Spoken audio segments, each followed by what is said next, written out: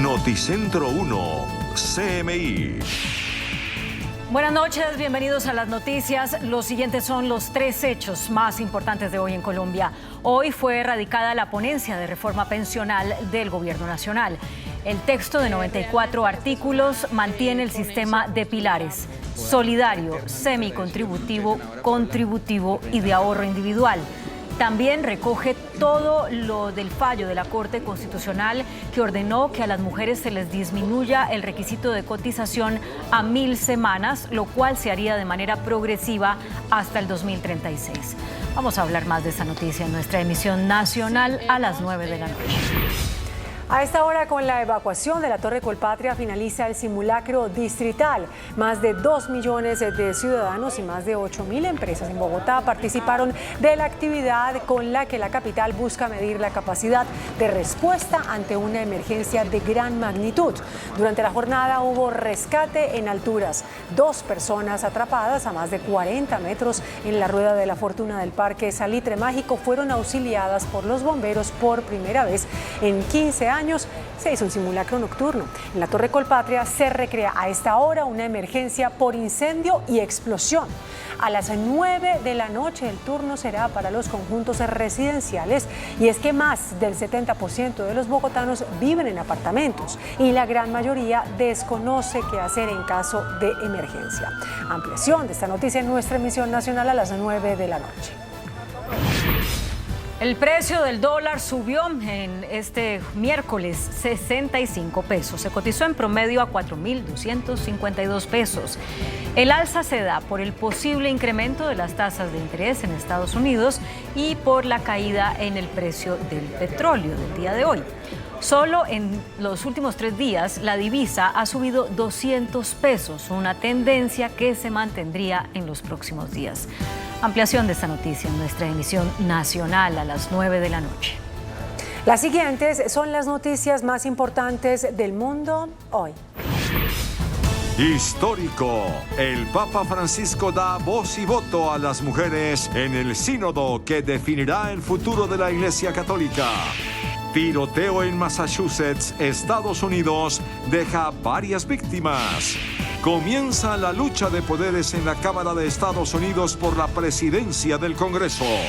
Expulsan a la poderosa Nancy Pelosi de su oficina en el Congreso por orden del presidente encargado de la Cámara. El Banco Mundial advierte que América Latina será la región que menos crecerá este año. Nobel de Química para los descubridores de los puntos cuánticos que han revolucionado los televisores a color y son prometedores en la lucha contra el cáncer.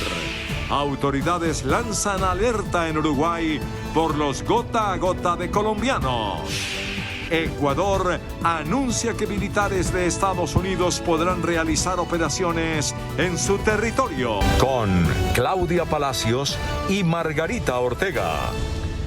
Por primera vez en la historia, el Papa Francisco, o un papa, dio voz y voto a las mujeres en el sínodo que comenzó hoy, que definirá el futuro de la Iglesia Católica. Este miércoles comenzó la Asamblea Deliberada de la Iglesia, mejor conocida como Sínodo. Esta rompe los moldes de la tradición al dar voz y voto a las mujeres, un sector en la Iglesia históricamente relegado a un segundo plano, y por primera vez en la historia del Sínodo, más de 50 mujeres podrán votar en la Asamblea General número 16. Por su parte, el Papa Francisco ha señalado que en este momento lo que necesita la Iglesia es escuchar lo que está pasando en el mundo. Capiscano che anche nella Chiesa c'è la priorità dell'ascolto, trasmettere questo, e questo è tanto importante. Ringrazio di aiutare tutti noi in questa pausa della Chiesa. El sumo pontífice pidió a los líderes que dejen de lado la política y eviten la charla. E a me piace dire che il Sinodo non è un Parlamento. È un'altra cosa, che il Sinodo non è una riunione di amici per risolvere alcune cose del momento o dare le opinioni, un'altra cosa. Non dimentichiamo, fratelli e sorelle, che il protagonista del Sinodo non siamo noi, è lo Spirito Santo. El Papa Francisco dijo que la Iglesia Católica necesita ser reconstruida para que sea un lugar de acogida para todos. Asimismo, en el encuentro se espera tratar temas como la aceptación de los católicos LGBT y el impacto del cambio climático en los pobres. En Estados Unidos se registró un nuevo tiroteo, esta vez en el estado de Massachusetts. El reporte de la policía confirmó varias víctimas. El Departamento de Policía del Condado de Holyoke, perteneciente al estado de Massachusetts, en Estados Unidos, reportó un tiroteo dejando un saldo de múltiples víctimas. La balacera se produjo en el campus de la Universidad Estatal Morgan, en las que 5 personas entre 18 y 22 años fueron heridas, pero todas están fuera del peligro según informe policial. Tras el tiroteo en Estados Unidos, la universidad instó a los alumnos y a sus familiares a mantenerse alejados de la zona afectada. En el último semestre, el Departamento de Policía de Holyoke ha registrado 113 incidentes de disparos. De estos, 72 tuvieron lugar en las inmediaciones en un área de juegos, 27 en las cercanías de la institución educativa y 110 cerca de establecimientos comerciales. Ante la destitución de Kevin McCarthy de la presidencia del Congreso de Estados Unidos, empezó en la Cámara la lucha política para definir al sucesor. Tras la destitución de Kevin McCarthy de la presidencia de la Cámara de Representantes, se realiza la elección de nuevo sucesor. Por el momento, el republicano Patrick McHenry asumió como presidente interino la Cámara de Representantes de Estados Unidos. Sin embargo, hay posibles postulantes. El representante Jim Jordan, de Ohio, se convirtió en el primer republicano en decir públicamente que se presentará para ser el próximo presidente de la Cámara de Representantes con el objetivo de sustituir a McCarthy. A su vez, el representante por Luisiana, Steve Scalise, líder de la mayoría en la Cámara de Representantes, anunció su intención de liderar.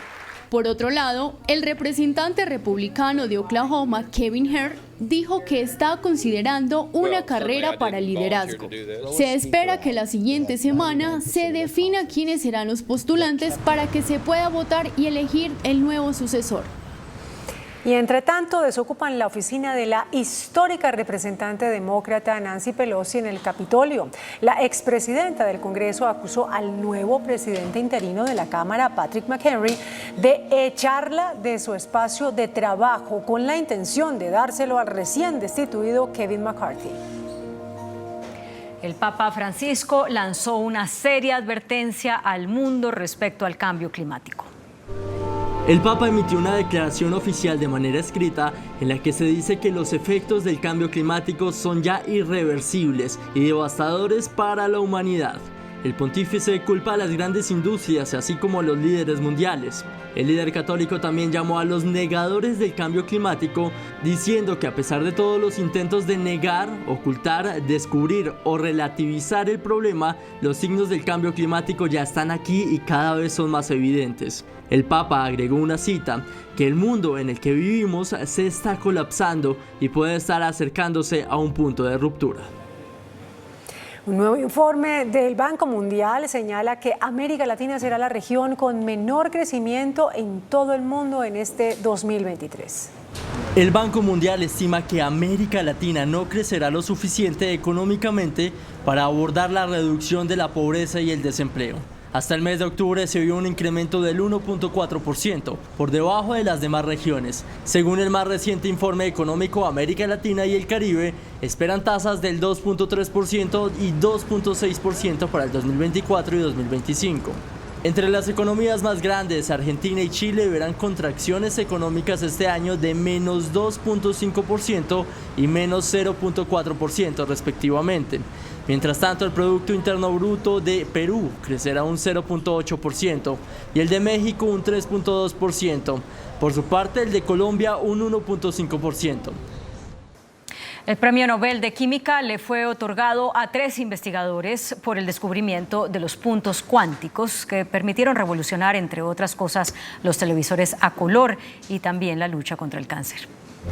Los galardonados con el Premio Nobel de Química 2023 fueron Alexei Ekimov, Louis Bruce y Moungi Banwendi por el descubrimiento y síntesis de los puntos cuánticos. Estos son nanopartículas tan pequeñas que su tamaño determina sus propiedades químicas, particularmente por su color.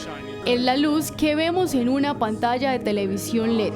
Además de tener importantes aplicaciones en el campo médico. En medicina, la luz de los puntos cuánticos pueden indicarle a un cirujano si está tocando un tumor o no, creando un mapa del tejido biológico.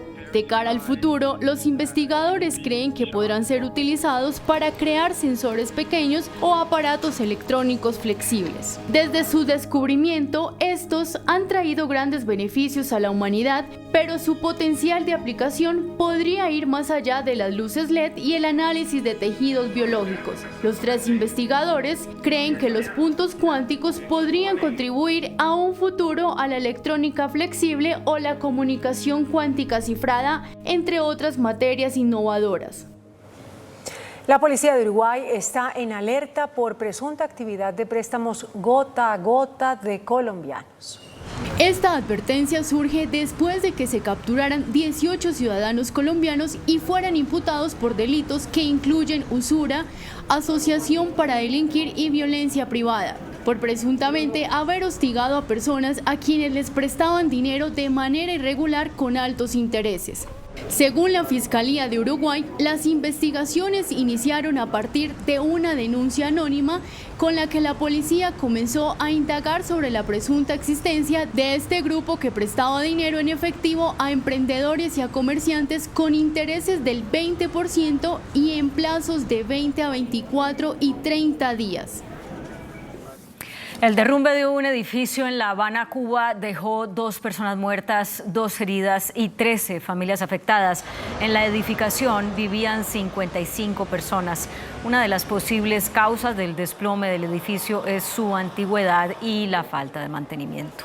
Los rescatistas trabajan entre los escombros para encontrar a personas que están desaparecidas que puedan estar bajo ellos luego del colapso.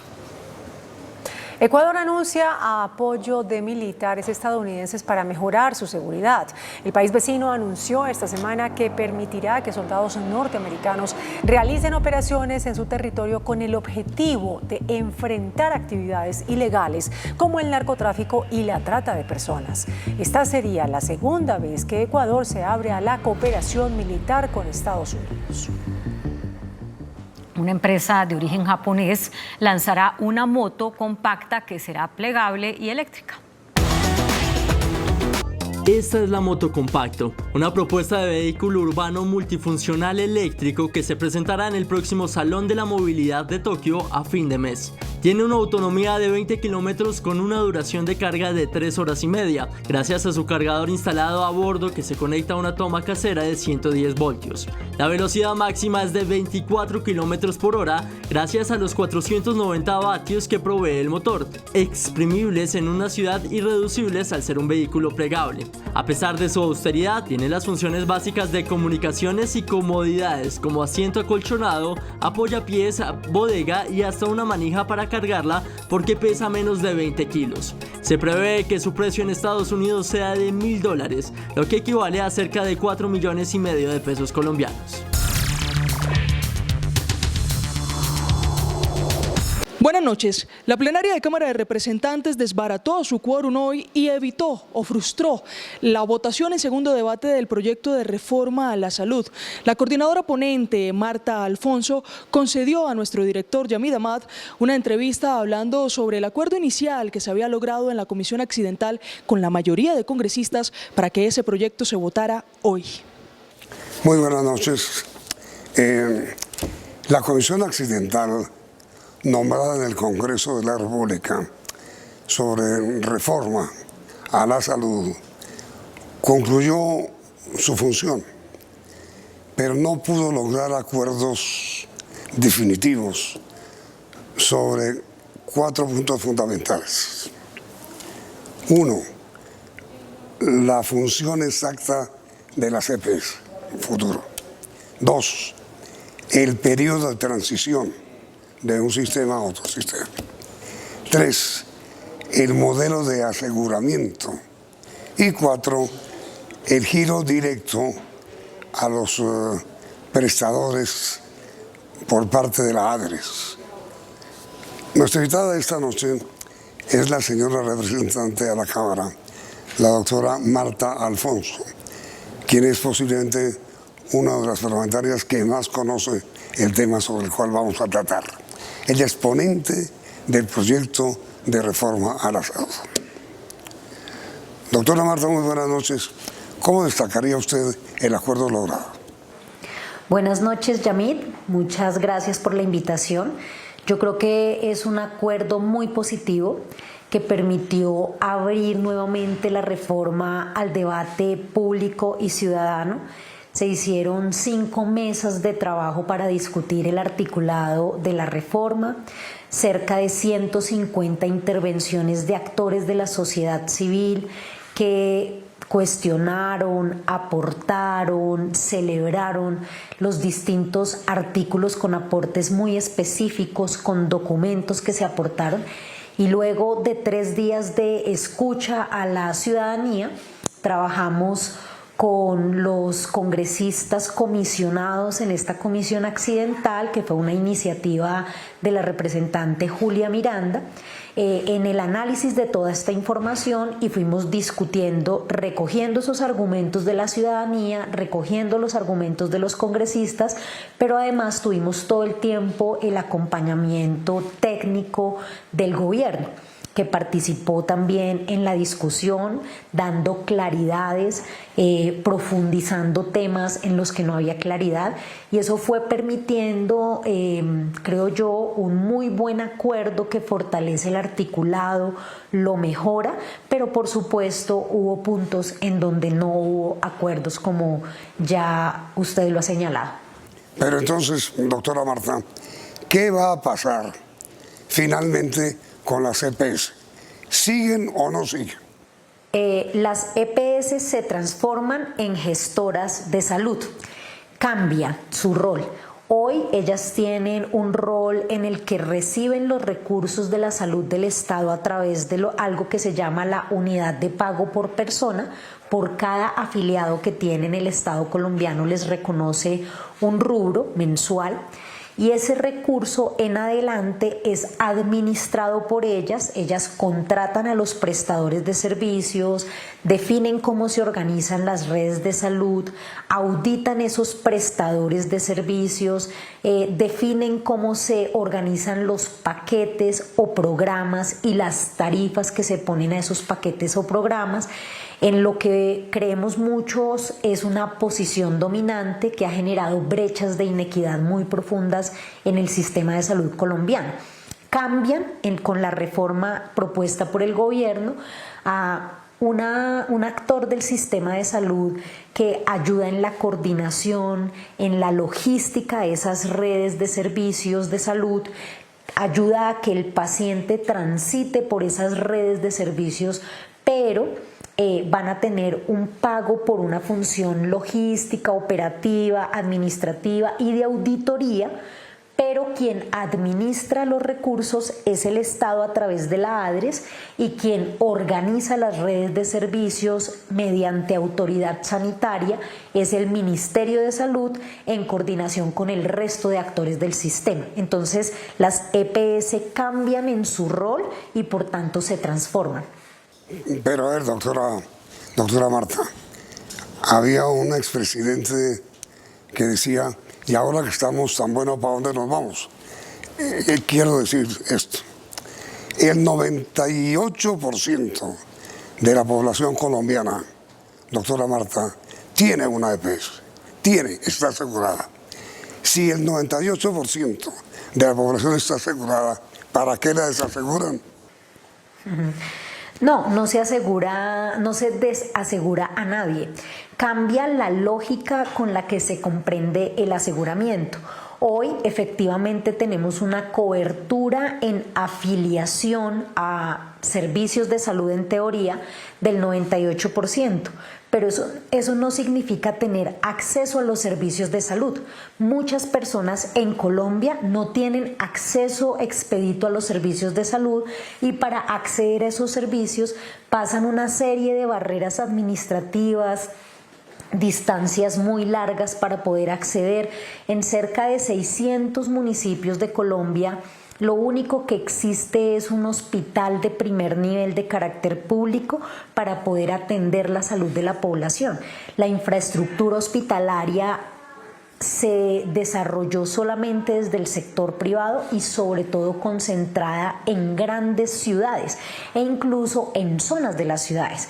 En varios de los estudios sobre capacidad instalada, por ejemplo en Bogotá, que es un espacio altamente urbano y uno creería que acá la población puede acceder fácilmente a servicios de salud, la gente del sur o del occidente, pero sobre todo del sur, no tiene casi disponibilidad de servicios y se tiene que desplazar desde el sur hasta el norte, en donde está concentrada la mayor infraestructura, la mayor cantidad de infraestructura hospitalaria para poder acceder al servicio. Entonces, la cobertura de afiliación no significa necesariamente acceso a los servicios. Esa es una de las inequidades y brechas que quiere superar la reforma.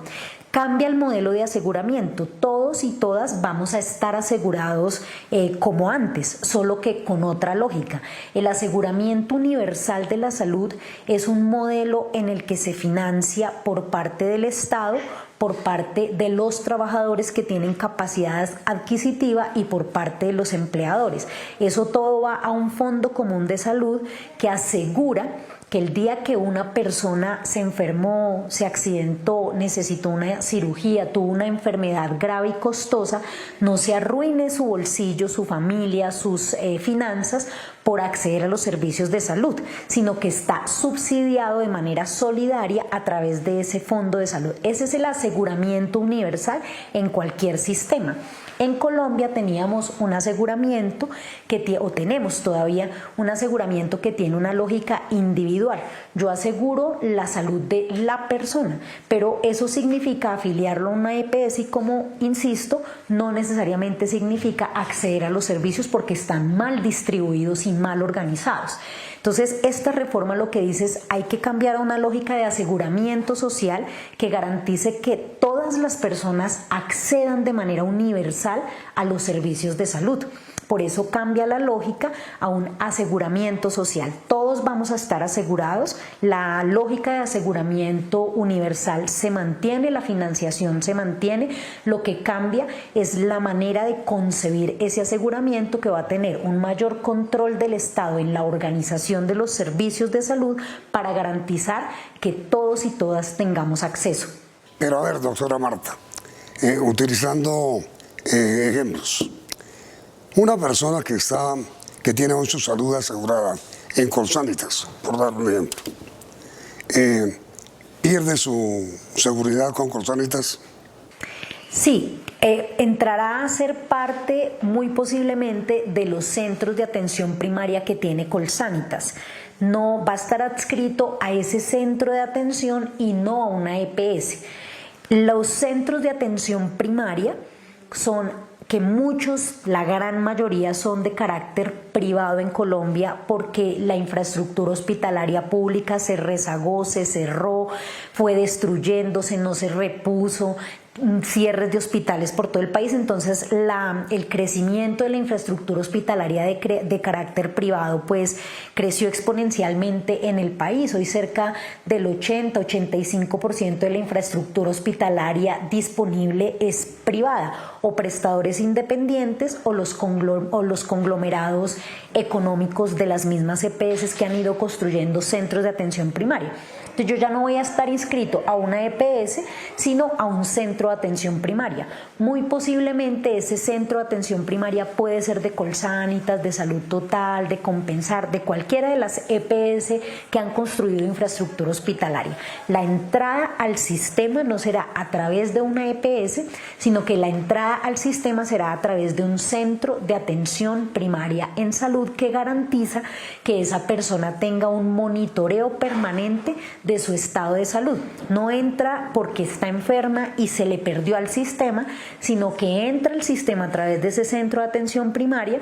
Ese centro de atención primaria, si se requiere un mayor nivel de complejidad, lo remite a una mediana y alta complejidad, pero tiene la responsabilidad de mantener el seguimiento del flujo del paciente. ¿Qué pasó con esa señora que vino enferma de un ojo y yo la remití para un nivel de mayor complejidad en otra red de servicios o en mi propia red de servicios? ¿Qué pasó con esa señora? Ese centro de atención primaria tendrá una responsabilidad sobre el monitoreo, el seguimiento, el mantenimiento del estado de salud de los individuos, de su familia y de su comunidad. Pero mire, doctora Marta, el problema es algo que usted acaba de mencionar. ¿Cómo hace una paciente o un paciente que tiene hoy su EPS, para que en una IPS o en un hospital la atiendan si no presenta su carnet de EPS? Usted va a cualquier hospital de Colombia, y si no tiene EPS, no lo atiende. Porque el centro de atención primaria tendrá la base de datos de sus afiliados. Cada centro de atención primaria tendrá una población adscrita sobre la cual se hace responsable del mantenimiento del estado de salud de esa persona, pero también de su familia y de su comunidad, porque cada centro de atención primaria, que además es una cosa muy importante de la reforma, se financiará por subsidio a la oferta, es decir, unas tarifas establecidas, un personal establecido, y se financiará que ese centro de salud esté abierto siempre, que sea subsidiado por el Estado. Hoy muchos hospitales del país se han cerrado porque tienen que vender servicios para poderse sostener, y en poblaciones rurales dispersas, en pueblos pequeños, es insostenible la venta de servicios que se le hace a la EPS. Entonces se cierran, se quiebran, se hacen insostenibles. La idea es que eso no vuelva a ocurrir, sino que el Estado financie por oferta que esos centros de atención primaria tengan una atención permanente a las comunidades.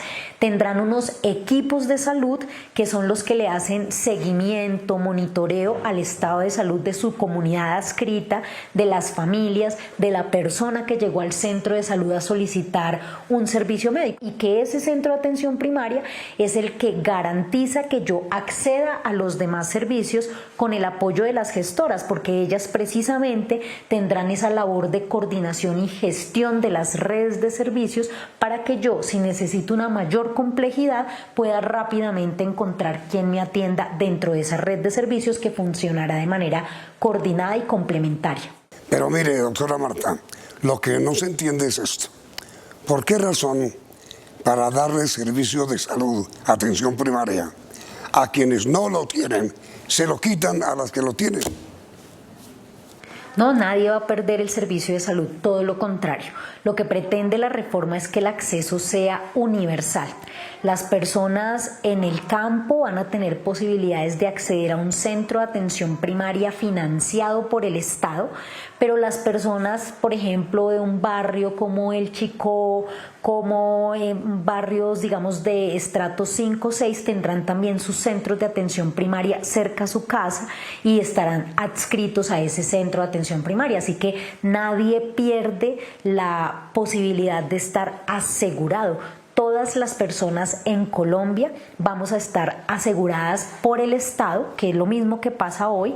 Hoy los recursos de la salud aseguran a los 47 millones de colombianos que vivimos en Colombia. Esos recursos son del Estado y se transfieren a una EPS. En adelante se distribuirán de manera distinta, garantizando el subsidio a la oferta y el pago de servicios de manera directa a quien presta los servicios. Por eso no hay posibilidad alguna de que se suspenda un tratamiento, una cirugía, un paciente oncológico, renal, crónico, hipertenso, cardíaco, que esté desarrollando un tratamiento, que necesite medicamentos, no se va a suspender de ninguna manera, sino que se le va a pagar directamente a quien hoy lo atiende, una IPS que lo tiene en el programa de pacientes hipertensos, se le va a seguir pagando a ese prestador de servicios, no a la EPS. Es decir, va a haber un flujo directo de los recursos a quien presta los servicios y por tanto creemos eso va a mejorar la fluidez de caja, el pago al talento humano, la posibilidad de mejorar la infraestructura, de garantizar mejores tecnologías en salud, porque se acaba la intermediación. La plática no se va quedando de mano en mano, sino que del Estado, de la ADRES, va directo a quien presta el servicio de salud, que es la IPS privada, pública o mixta. Pero mire, doctora Marta, hay una gran preocupación dentro de la opinión pública. Las EPS reciben hoy 80 billones de pesos. 80 billones. ¿Qué va a pasar con este dinero?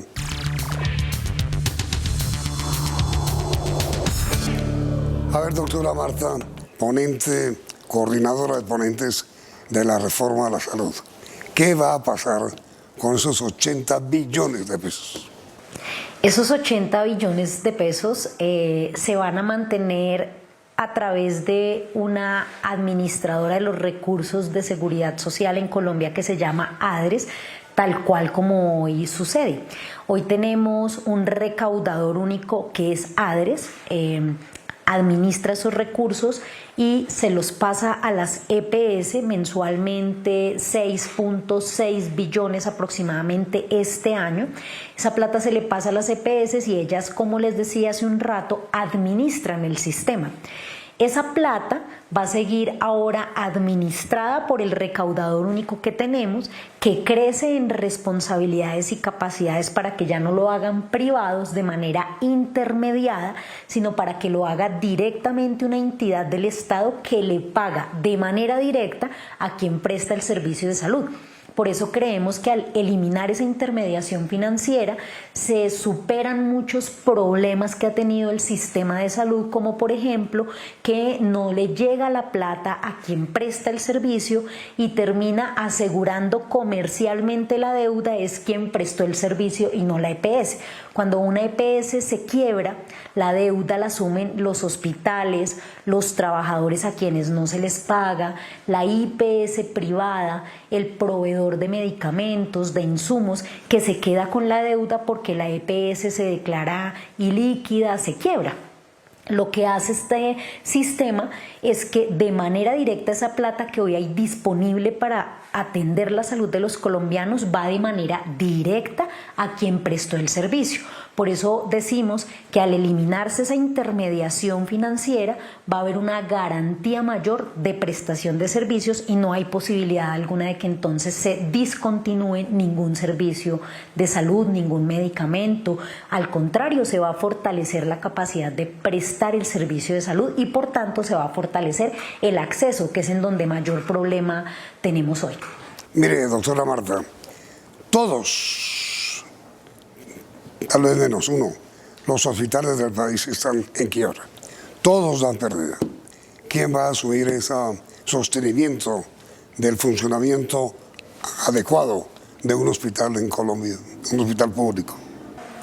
La reforma a la salud tiene varios artículos que hablan de la necesidad de reponer, fortalecer, equipar la infraestructura hospitalaria del país. La ADRES tendrá una cuenta de fortalecimiento de la red pública hospitalaria en Colombia, pero además quiero contarle, Yamit, que en el Plan Nacional de Desarrollo hay un artículo específico que habla de un Plan Nacional de Salvamento o Saneamiento del sector salud. Así que aceleradamente el gobierno tendrá que trabajar en poder recuperar esos hospitales públicos del país, en poder superar las deudas que hoy existen para que pueda, digamos, este modelo funcionar con garantías. De hecho, esa ha sido una discusión muy fuerte que ha habido dentro de la comisión, y es cómo vamos a reiniciar un modelo de salud o construir un nuevo modelo de salud sin que se haya solventado y solucionado esa deuda que tienen los hospitales. Y el gobierno ya se ha comprometido con hacer ese saneamiento del sector salud, particularmente de los públicos, ¿no? Porque no podría pagar las deudas de los privados con los privados, pero sí se podrá seguramente hacer un plan de saneamiento que permita mejorar las finanzas de muchos hospitales.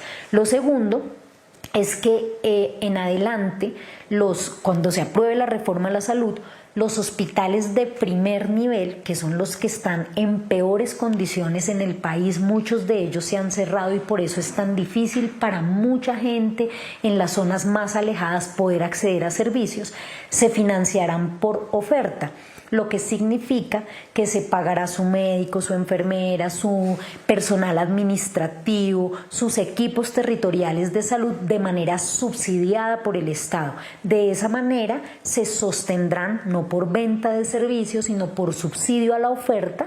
Y es decir, el Estado garantiza que cualquier persona en Colombia tenga a dónde acudir a su centro de atención primaria, y eso pues va a permitir que se mejore la infraestructura y la capacidad de prestación de servicios de muchos hospitales públicos en Colombia. Se va a recuperar obligatoriamente la red hospitalaria pública, y lo que creemos es que también se va a fortalecer la red privada de prestadores de servicios, porque les va a llegar el recurso de manera directa y también se van a financiar por oferta esos centros de atención primaria en salud que son de carácter privado, pero entonces, que le prestan doctora, servicios al sistema sanitario en Colombia. Pero entonces, doctora Marta, ¿el aseguramiento privado continúa normalmente?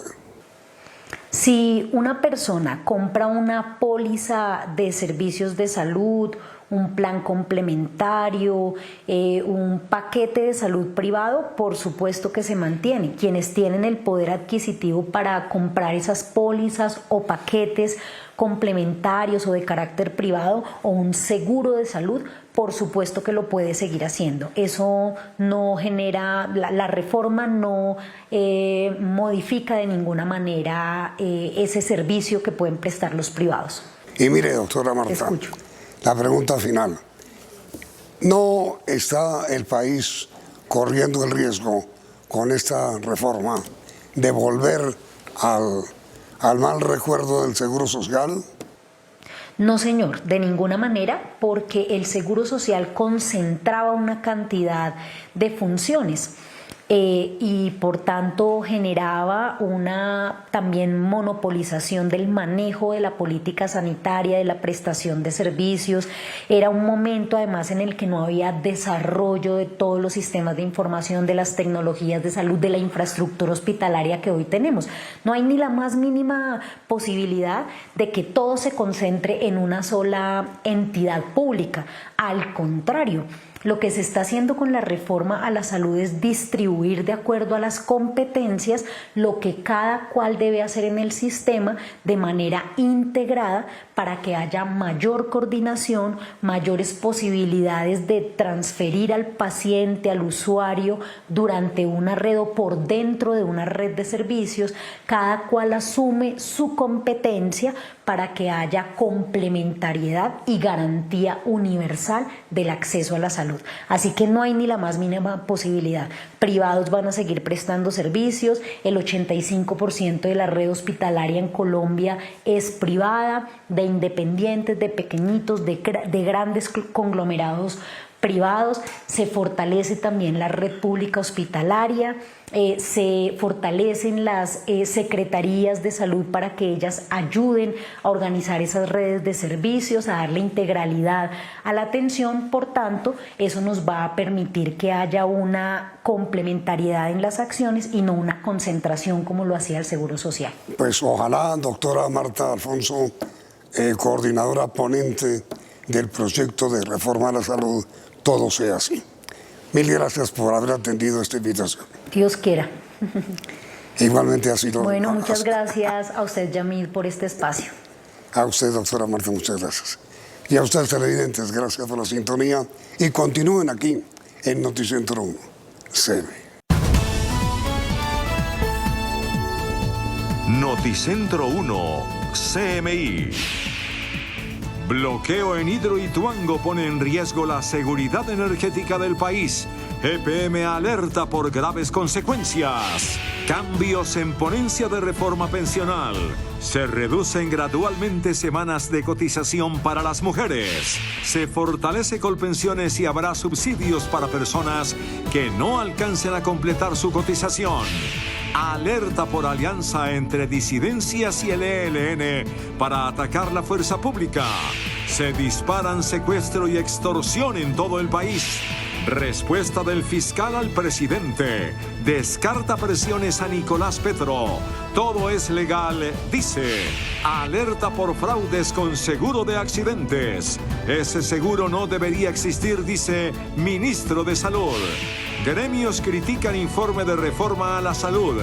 Persisten los riesgos, dicen.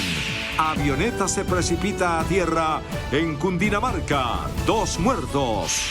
Simulacro de evacuación esta noche en Bogotá. El dólar se dispara y se acerca a los 4.300 pesos. ¿Quién será el próximo alcalde de Neiva?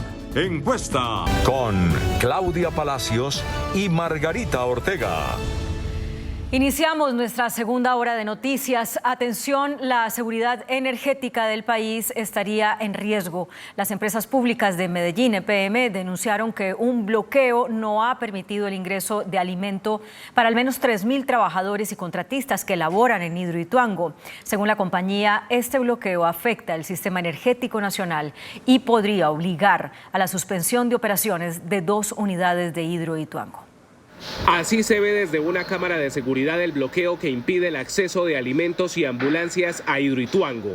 La compleja situación de orden público ocurre en la vía que comunica Medellín con el norte de Antioquia. EPM denunció que cerca de 3.000 trabajadores de Hidroituango se encuentran sin alimentación y está en riesgo la operación de la central hidroeléctrica. A través de un comunicado, la empresa confirmó que la protesta en esta zona fue convocada como medida de presión para que la compañía de servicios públicos disponga de un equipo de buzos para buscar a 2 hermanos que desaparecieron en el río Cuerquia, que tiene influencia en el proyecto, búsqueda que hasta el momento no ha tenido resultados. La Defensoría del Pueblo le confirmó a Noticentro 1 CMI que envió una comisión para iniciar el diálogo con la comunidad para que se permita el ingreso de alimentos y misiones médicas. Esta noche quedó radicada la ponencia para segundo debate del proyecto de reforma pensional. El texto reduce gradualmente a partir del año 2026 las semanas de cotización para que las mujeres alcancen una pensión. Crea además un subsidio para los adultos mayores que no alcancen a cumplir los requisitos para pensionarse. El texto contiene 94 artículos. Se mantiene el sistema de pilares solidario, semicontributivo, contributivo y de ahorro individual. Se mantiene el sistema mixto. El umbral sigue en los 3 salarios mínimos, iría para Colpensiones, los que ganen de 1 a 3 salarios mínimos van a Colpensiones y el resto a las AFP. Pero el régimen de transición sería también el mismo, 900 semanas para los hombres, 750 para las mujeres. Esta ponencia además recoge todo lo que tiene que ver con el fallo de la Corte Constitucional sobre que a las mujeres se les pueda disminuir el requisito de cotización a 1.000 semanas. Para que las mujeres podamos solo tener esa proposición positiva de las 1.000 semanas. Esto sería de manera progresiva, no va a ser de tajo, sino que se hace de manera progresiva hasta el 2036. En el pilar solidario planteado por la reforma se encuentran las personas mayores que no logren tener una pensión. Los beneficiarios recibirán un subsidio por un valor que corresponda como mínimo a la línea de pobreza extrema que se certifique para el año 2023. En el pilar semicontributivo cubre a hombres con 65 años de edad y mujeres con 60 años que no hayan cumplido los requisitos para acceder a una pensión contributiva, podrán acceder a una prestación económica. y en el pilar contributivo está dirigido a cubrir a los trabajadores, dependientes e independientes, también servidores públicos y a las personas con capacidad de pago, para efectuar cotizaciones sobre un ingreso igual o superior a un salario mínimo legal vigente. La cotización se mantiene en un 16% del ingreso base de cotización. Los empleadores pagarán el 75% de la cotización total y los trabajadores el 25% restante. Inteligencia militar alertó sobre una alianza entre las disidencias de las FARC y el ELN para llevar a cabo ataques contra la fuerza pública. Él es Luis Antonio Montoya Muriel, alias John Fiera, cabecilla de las disidencias que siembra terror en departamentos como Antioquia y Bolívar. Tiene 35 años de edad, es oriundo del municipio de El Bagre, Bajo Cauca antioqueño. Según fuentes militares, hace parte de esa guerrilla hace 16 años. Actualmente es cabecilla del Frente Cuarto del autodenominado Estado Mayor Central de las disidencias de Iván Mordisco. Según un informe de inteligencia militar, este sujeto tendría una alianza criminal con el ELN para atacar a la fuerza pública y al Clan del Golfo. Noticentro 1 CMI también conoció que disidencias y ELN están compartiendo las rentas ilegales derivadas de la extorsión, el narcotráfico y la minería ilegal. A alias John Fiera se les indica el desplazamiento de más de 300 personas. Se mueve en el mundo delictivo y de la clandestinidad, según las fuerzas militares, con un bajo perfil, lo que le ha permitido, a diferencia de otros cabecillas, no registrar antecedentes penales en las bases de datos judiciales. En los últimos días se ha hecho visible, especialmente en actos de liberación de secuestrados, como el ocurrido el pasado 10 de septiembre, donde entregó a una comisión humanitaria a 3 secuestrados. Siempre tiene uniforme camuflado americano, boina con la imagen del Che Guevara, botas de caucho, pistola 9 milímetros y un fusil. El secuestro, la extorsión y el hurto van en aumento en todo el país. Así lo revela un informe del Ministerio de Defensa sobre los delitos de alto impacto. El secuestro, uno de los delitos que más ha aumentado en 2023 según cifras del Ministerio de Defensa. 218 víctimas entre enero y agosto, representa un aumento del 74%. Recordarle a la ciudadanía que es de vital importancia la denuncia, que esto nos permite con la Fiscalía General de la Nación recaudar todos estos elementos materiales probatorios. La mayoría de bandas delincuenciales desarticuladas en los últimos días han usado la escopolamina como medio para secuestrar a sus víctimas. Una vez lograban su confianza, accedían a su bebida y les suministraban un medicamento que los pone en estado de indefensión. La extorsión, con 6.562 víctimas, aumentó 20%. 248.000 personas fueron víctimas de hurto, un aumento del 18% respecto a 2022. Siempre la delincuencia estará actuando en cualquier lugar del mundo entero. Yo hice un análisis de lo que pasa en ciudades, inclusive de Europa y en países nórdicos. Allá también están preocupados por la seguridad. Es un reto para las autoridades de policía en el mundo cómo contribuir ante una escalada de inseguridad. Otro de los delitos que ha aumentado drásticamente en Colombia es la trata de personas, con 521 víctimas entre enero y agosto de este año, demostrando un aumento respecto al 2022 del 57%, informó Stig Luengas en Noticentro 1 CMI. El fiscal general Francisco Barbosa defendió la investigación por el caso de Nicolás Petro y negó cualquier tipo de presión al hijo del presidente Gustavo Petro para declarar sobre el manejo de dineros de la campaña. El presidente Gustavo Petro calificó como un golpe a la Constitución la solicitud que hizo la Fiscalía a la Comisión de Acusación para investigar la financiación de su campaña. El fiscal general se refirió a tal afirmación. En ese sentido, lo que hay, más allá de una idea de un ataque a la Constitución o, como se señaló, un golpe a la Constitución, lo que hay es un respeto irrestricto a la Constitución. Barbosa aseguró también que no habrá negociación con Nicolás Petro y dijo que él tendrá todas las garantías en su juicio, que arrancará por los delitos de lavado de activos y enriquecimiento ilícito. Aquí finalmente están todas las garantías judiciales sobre la mesa, ustedes lo han visto. El trato que se le ha dado a todas las personas, la manera como la Fiscalía actúa, se han respetado todos los protocolos, lo ha visto el país. El fiscal indicó que no quiere hacer una confrontación con el presidente Petro sobre el caso de Nicolás Petro y defendió la investigación en este caso. Cualquier discusión se va a hacer en el marco de audiencias públicas con los jueces de la República. Yo no voy a intrometerme de verdad en ninguna discusión adicional sobre este asunto. Lo único cierto es que el trabajo de nuestros fiscales, el país lo vio, ha sido un trabajo serio, un trabajo dedicado, un trabajo que hay que reconocer y por supuesto lo que hay que celebrar más bien es que las cosas puedan evidenciarse, conocerse, mostrarse las investigaciones. Lo cierto es que será la comisión de acusaciones la que determine si abre una investigación formal al presidente Petro, mientras que en el caso de su hijo Nicolás, su juicio iniciará en noviembre de este año. La Federación de Aseguradoras de Colombia alertó por un aumento de los fraudes con el seguro obligatorio de accidentes SOAT y presentó una propuesta de reforma a esta póliza que deben adquirir todos los propietarios de vehículos y motos en Colombia.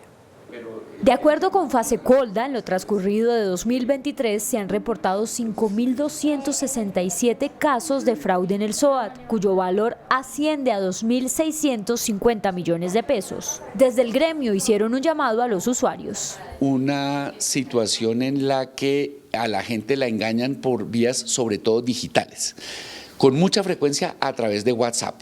Entonces, el primer llamado es a que en general se desconfíe y probablemente se descarte cualquier oferta de compra de SOAT que llegue por WhatsApp. Si quieren hacer alguna validación adicional, vale la pena hacerla, pero en general es mejor descartar esa vía. Y segundo, si es por página web, tomar todas las precauciones para garantizar de que la transacción se está haciendo por la página oficial de la compañía de seguros. El presidente de Fasecolda además explicó que se adelantan ya unos diálogos con el gobierno nacional sobre la modificación de este seguro. Han empezado ya esas reuniones, estamos ya en un par de semanas será la convocatoria de la primera mesa interinstitucional sobre el tema y nuestra propuesta en realidad se puede desagregar en varias líneas. Una de ellas, por supuesto, es que entre más riesgo genere el vehículo que está circulando por las calles, pues la prima sea más alta.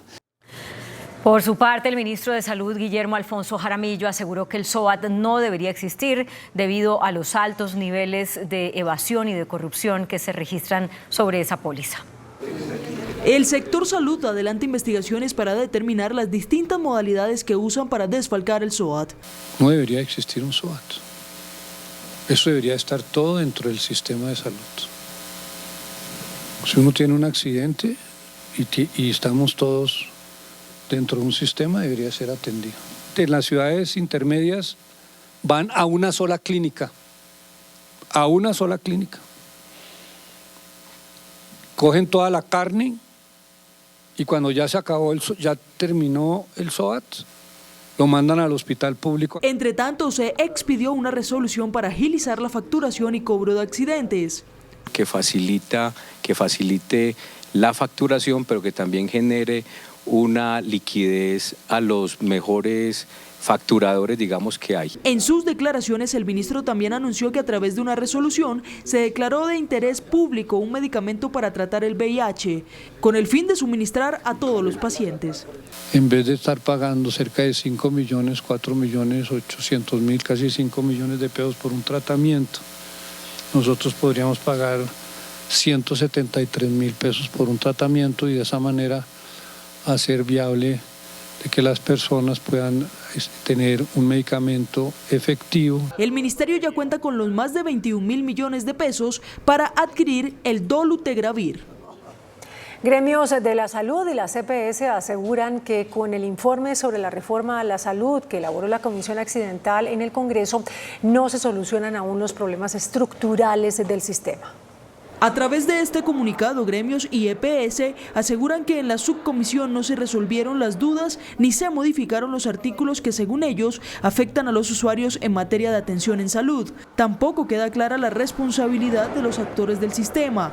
Afirman que el tiempo de transición es inviable y que el modelo de financiación no es fuerte. El ministro de Salud, Guillermo Jaramillo, le respondió. En privado le dicen a uno que están listas. Y desafortunadamente hay algunas que dicen otras cosas en público. Entonces, no, yo creo que ya el debate ha estado suficientemente maduro. El segundo debate de la reforma a la salud está citado para el próximo lunes. La Defensoría del Pueblo de Panamá reclamó al gobierno colombiano por la falta de información sobre los migrantes que a diario transitan entre los dos países. Denuncian falta de colaboración.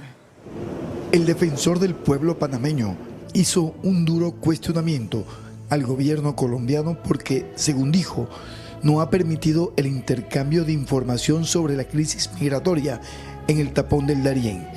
En la instalación del Congreso Iberoamericano de Defensores del Pueblo, requirió el apoyo y la colaboración del gobierno colombiano en medio del drama de centenares de miles de personas en la frontera entre los dos países.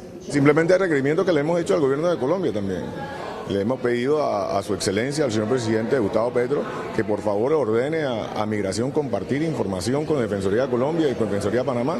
Manifestó que es impreciso tener datos reales sobre el flujo de migrantes para determinar cuántas personas mueren en el intento de llegar al norte. Para que nosotros sepamos cuánto se nos queda en el Darién, en la selva. No tenemos idea cuántas personas mueren, porque no tenemos información. Y aprovecho respetuosamente a su excelencia que comparte información. No solo necesitamos los que van en los catamaranes, sino también necesitamos cuántos se adentran a la selva. El encargado de la defensa de los derechos humanos de los panameños señaló que han fracasado los encuentros bilaterales para solucionar la crisis. Lastimosamente no está ocurriendo. Ha habido un sinnúmero de reuniones entre cancilleres, directores de migración.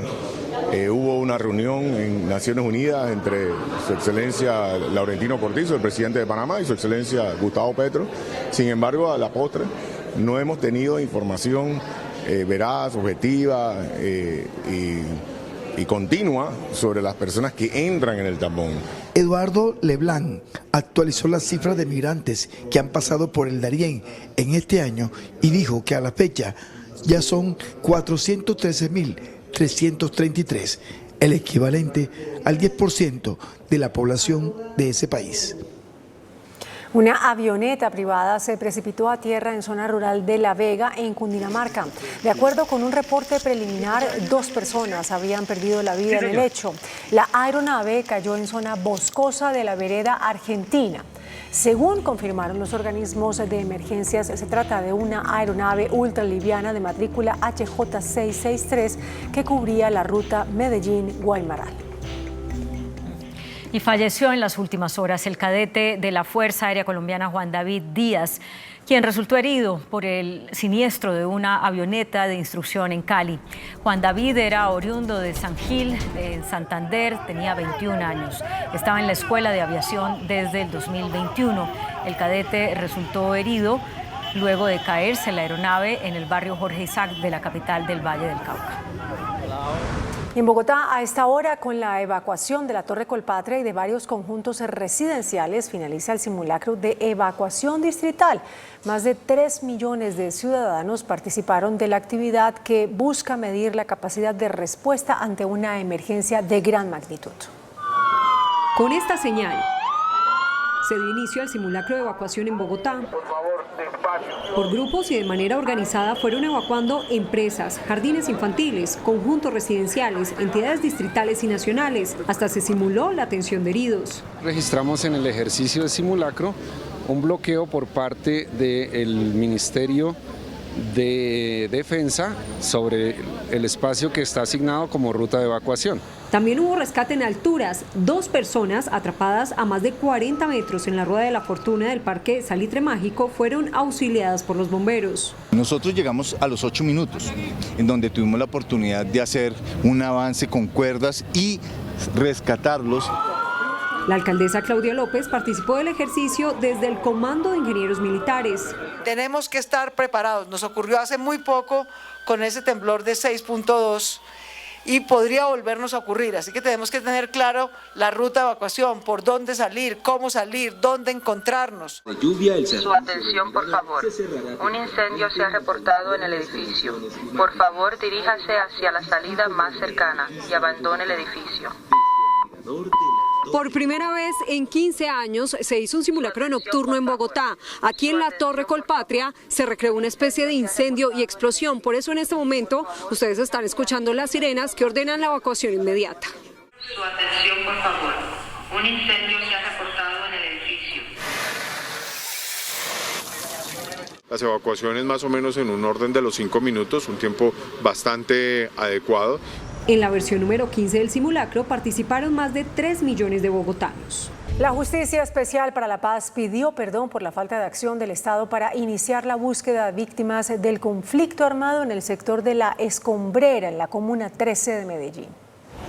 La JEP le ordenó al alcalde encargado de Medellín, Óscar Hurtado, presentar en 5 días hábiles el informe de geotecnia con los ajustes requeridos y le pidió a la unidad de búsqueda para personas dadas como desaparecidas y otras instituciones presentar en 10 días el cronograma que corresponde a la excavación del polígono ubicado en la Comuna 13 de Medellín, donde se presume hay restos óseos de más de 200 personas víctimas de desaparición forzada. No hay riesgos, es decir, si se realizan unas obras de adecuación civil menores y se realiza la excavación con unos procedimientos y unas pautas que ellos dan, la obra puede iniciar muy pronto. Durante la audiencia, el magistrado de la JEP, Gustavo Salazar, le pidió perdón a las víctimas. Quiero pedir perdón a ustedes, a las madres buscadoras que reclaman la verdad, a las hijas y a las esposas empeñadas, a los hombres que caminan al lado de ellas. Quiero pedir de nuevo perdón en nombre de un Estado indolente y con frecuencia incompetente. Las víctimas le pidieron a las autoridades que no se dilate más el proceso de búsqueda y revelaron que 28 madres han muerto en las últimas décadas sin conocer la verdad. Hay máxima alerta entre las autoridades por la presunta llegada al país de alias Niño Guerrero, el líder de la banda criminal venezolana El Tren de Aragua. Hoy se reveló la circular roja de Interpol que fue distribuida entre comandantes de policía. Esta es la circular roja de la Interpol y la DIJÍN, que es difundida por todos los comandantes de la policía para dar con el paradero de alias Niño Guerrero. Alerta por fuga de alias Niño Guerrero, líder principal de la organización Tren de Aragua. Nombres: Héctor Duchefort Guerrero Flores. Nacionalidad venezolana. Nivel: líder principal.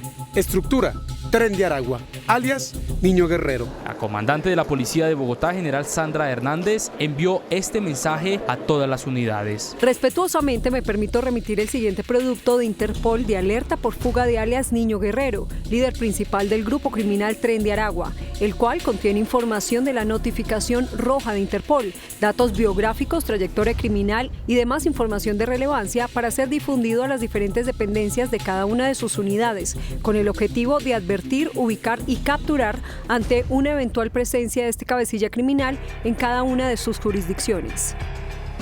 La Fiscalía solicitó una circular roja para capturar a 2 de los creadores de la pirámide con moneda virtual Dailycop, quienes estarían fuera del país. Paralelamente, un juez envió a la cárcel a 6 de los cerebros del fraude.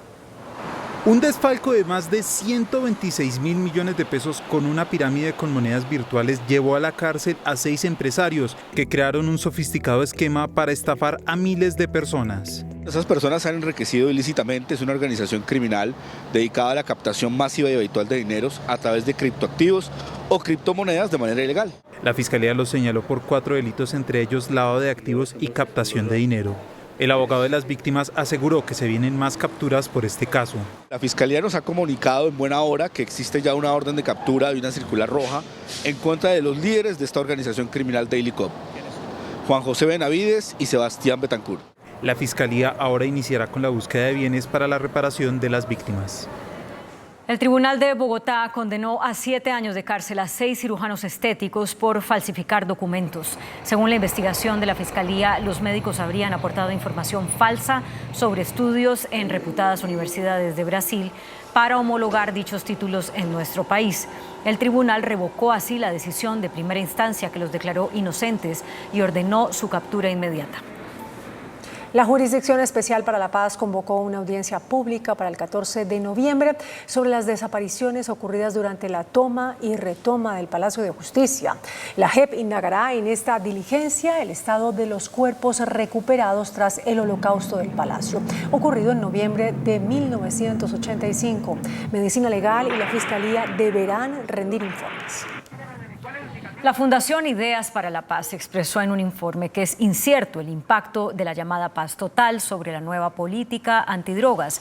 La Fundación advierte que no es claro cómo se abordarán las economías ilegales en los diálogos que se mantienen con organizaciones al margen de la ley y que tampoco quedan claras las estrategias para ejecutar esa política.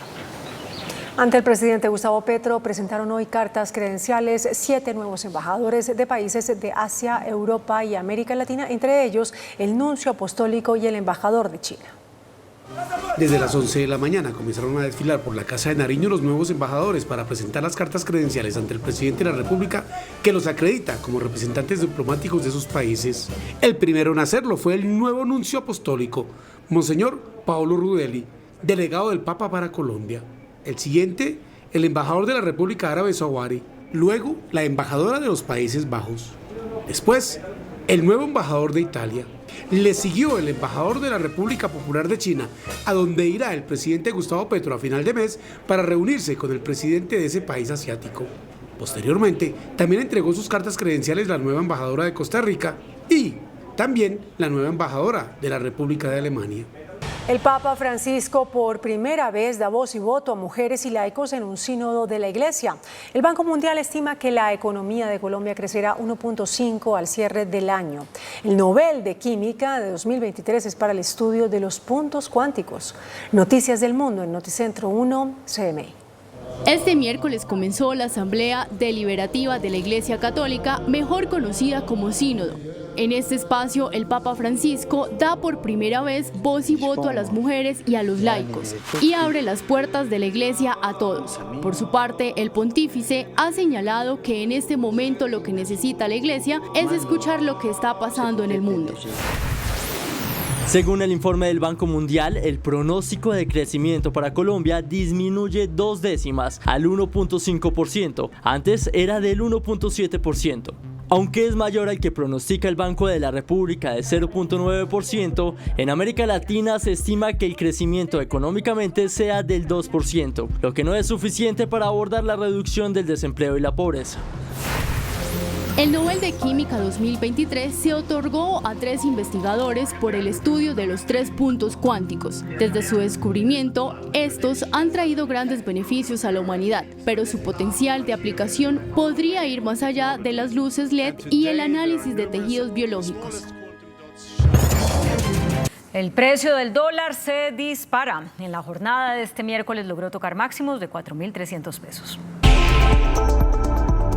El precio del dólar cerró en promedio este miércoles en 4.252 pesos con una alza de 65 pesos frente a la tasa representativa del mercado vigente para hoy. Se tocó un máximo de 4.300 pesos en una jornada donde se negociaron 1.391 millones de dólares. En solo 3 días la divisa subió alrededor de 200 pesos. El contexto externo por el posible aumento en las tasas de interés de Estados Unidos son el factor principal. Y hay una estimación de que en las 2 últimas sesiones que va a haber por parte de la FED puede haber un incremento mínimo de las tasas, pero que puede impactar igual en los mercados internacionales. El precio del petróleo también presiona al alza la tasa de cambio. El barril de crudo bajó a los $85. Una caída en los precios internacionales de aproximadamente un 4.2%. Incluso esa caída puede que se incremente o los precios se estabilicen. La tendencia se mantendría hasta que se dé la reunión de la Reserva Federal a final de mes. El director de la Asociación Colombiana de Ingenieros de Petróleo, Luis Guillermo Acosta, reportó una caída en la contratación laboral en el sector en el último año. La noticia económica del día. Así lo reveló la agremiación al señalar que en el último año, de 12.000 ingenieros de petróleos que hay en el país, al menos el 60% está desempleado. La actividad de la industria cae en un 35%, afectando la producción, y se mantiene una desconfianza de los inversionistas por la falta de claridad en la política del sector. Se suma el problema de los bloqueos que impacta en la dinámica de las empresas. hasta que no haya una certidumbre jurídica, una certidumbre de cómo estamos teniendo nosotros la seguridad física en la infraestructura de hidrocarburos, no vamos a poder seguir adelante y darle un mensaje positivo al sector de hidrocarburos para continuar creciendo. El dirigente señaló que hasta el momento no hay una directriz para nuevos contratos de exploración, los cuales requieren de una ronda para procesos de adjudicación. Hasta que no haya una nueva ronda en busca de nuevos contratos de hidrocarburos, no vamos por nueva exploración en Colombia, vamos únicamente por lo existente. La carga de impuestos con la pasada reforma tributaria también ha significado menores ingresos para la industria. El ministro de Hacienda, Ricardo Bonilla, afirmó que el alza en el precio del petróleo aumentará a 20 billones de pesos el déficit del Fondo de Combustibles, presionando los precios de la gasolina. Durante un debate en la Comisión Cuarta del Senado, el gobierno anunció que mantiene el techo de los 16.000 pesos para el precio de la gasolina al cierre del año. Hoy está en niveles de los 14.500 pesos, es decir, queda un incremento de 1.500 pesos. Sin embargo, el gobierno lo tiene haciendo cuentas los aumentos del precio del petróleo, que puede generar un impacto sobre la tarifa. Mala noticia para el ajuste de los precios de los combustibles. Efectivamente tenemos que mirar las dos aristas.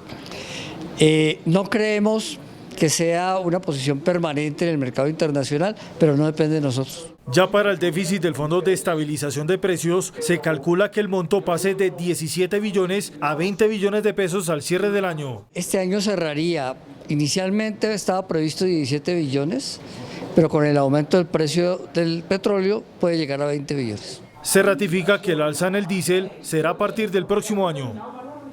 La presidenta de la Asociación Colombiana de Agencias de Viajes, ANATO, Paula Cortés, reportó un aumento de las reservas para la semana de receso y pidió la creación de un ministerio dedicado exclusivamente al tema del turismo.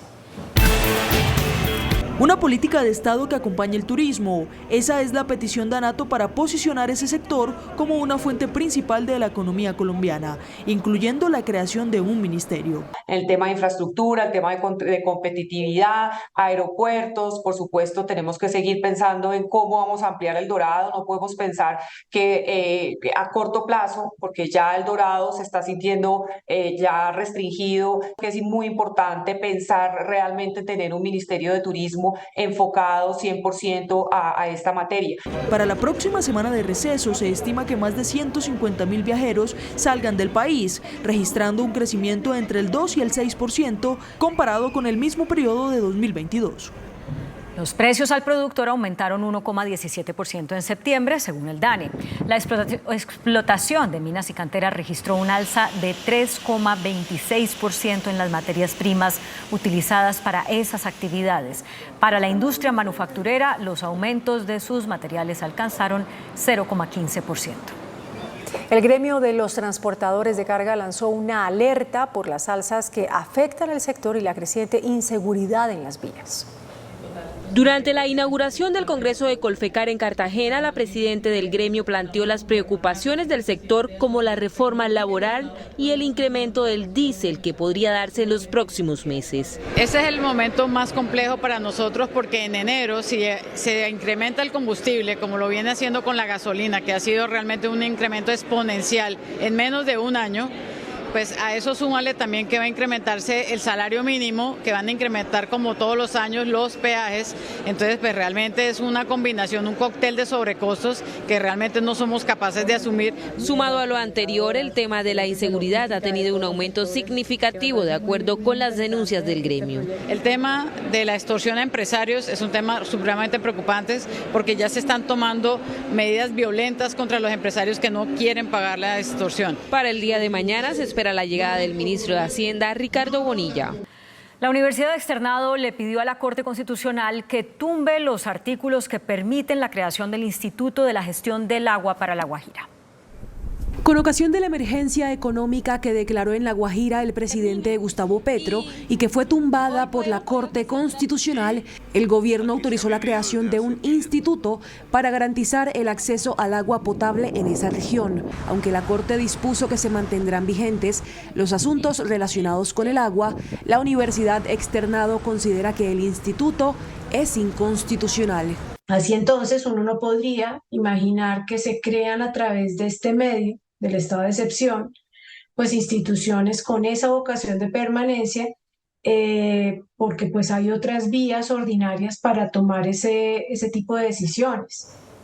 El índice de capitalización de la bolsa, que mide el comportamiento de las 25 principales acciones, cerró a la baja. El índice selectivo MSCI Colcap de la Bolsa de Valores de Colombia bajó 0,47% a 1097 puntos. La acción de la inmobiliaria PI fue la que más subió, con una valorización de 4,02% a 52.510 pesos. La acción de la Bolsa de Valores de Colombia fue la que más bajó, con una pérdida de 5,28% a 8.525 pesos. La acción más negociada de la jornada fue la de Ecopetrol, al movilizar más de 15.000 millones de pesos, con una variación negativa de 2,65% a 2.312 pesos. El dólar cerró al alza. Indicadores económicos en Noticentro 1 CMI. La tasa representativa del mercado que regirá para mañana jueves será de 4.252 pesos con 9 centavos. Los profesionales del cambio compran la divisa en promedio en 4.000 pesos y la venden en 4.060 pesos. Un euro cuesta 4.429 pesos con 90 centavos. La libra de café en Nueva York se cotizó a $1.46. El azúcar se transó en 25,96 centavos de dólar la libra. El barril de petróleo WTI se cotizó en $84.44. La referencia Brent para Colombia se cotizó en $85.97. Una acción de Ecopetrol cuesta 2.312 pesos. Noticentro 1 CMI revela la encuesta del Centro Nacional de Consultoría sobre la intención de voto para la alcaldía de Neiva. Estos son los resultados. Dos fueron las preguntas del Centro Nacional de Consultoría a los habitantes de Neiva. Primera, si las elecciones para la alcaldía de Neiva fueran mañana, ¿qué tan probable es que usted vote? Definitivamente sí votaría, 75%. Probablemente sí votaría, 25%. A la pregunta, pensando en las próximas elecciones del 29 de octubre a la alcaldía de Neiva, ¿por cuál de los siguientes candidatos votaría usted? Germán Casagua Bonilla, 36%. Héctor Javier Osorio Botello, 12%. Wilker Schneider Bautista Macías, 12%. Jorge Andrés Hechen Artunduaga, 9%. Gilbert Leandro Saavedra, 8%. Edison Amin Lozada Perdomo, 4%. Voto en blanco, 4%. Por ninguno, 3%. ¿No sabe, no responde? 9%. Esta es la ficha técnica de la encuesta. Hasta aquí Noticentro 1 CMI.